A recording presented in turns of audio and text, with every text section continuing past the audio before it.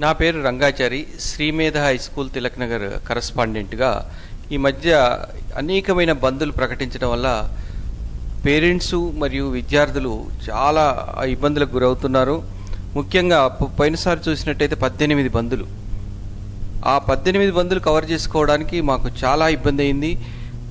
ఇలాంటి బందులు ముందు ప్రకటించకుండా రాత్రి రేపు బంద్ అనడం వల్ల ఉద్యోగాలకు వెళ్ళేటువంటి తల్లిదండ్రులు అనేకమైన ఇబ్బందులు పడుతున్నారు. అదే కాకుండా పాఠశాలలో జరగాల్సిన పాఠ్య ప్రణాళిక బద్ధంగా కాకుండా వెనుకబడిపోవడం, ఇలాంటి ఇబ్బందులు ఎదుర్కొంటున్నారు. అందుకని దీన్ని వెంటనే ప్రభుత్వం ఆలోచించి ఎస్మా పరిధిలోకి తేవాలని, అంటే అత్యవసర సర్వీసుల భాగంలోకి తీసుకొచ్చి చేయాల్సి వస్తుంది.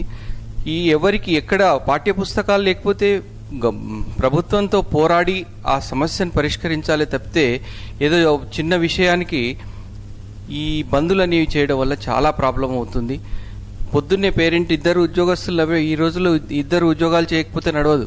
అలాంటి పేరెంట్స్ మార్నింగ్ వాళ్ళకి ఏ ఇన్ఫర్మేషన్ లేకుండా పాఠశాలలో వదిలేసి వెళ్ళిపోతారు.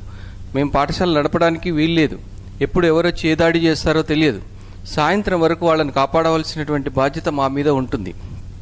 ఇలాంటి బందులను పాఠశాలల పరంగా విద్యా సంస్థలకు లేకుండా చేయాల్సి వస్తుంది. ఉదాహరణకు చూసుకున్నట్టయితే పెట్రోల్ పంపు వాళ్ళు 3:30 గంటల నుంచి మళ్ళీ వ్యాపారం చేసుకుంటారు, అది రికవరీ చేసుకుంటారు. అదే సినిమా హాల్ వాళ్ళు సాయంత్రం సేవలో వేసుకుంటారు. కానీ మా పాఠశాలకు ఉన్నటువంటి ప్రాబ్లం ఏంటంటే మొత్తం ఆ రోజుకు మొత్తం ఇబ్బందులకు గురయ్యి అలాంటి ఇబ్బందులను ఫేస్ చేస్తున్నాం. వెంటనే ప్రభుత్వం దీని మీద ఆలోచించి సమగ్రమైన ఒక నివేదిక తీసుకొని బందులను నిషేధించవలసిందిగా మేము ప్రభుత్వాన్ని కోరుతున్నాం.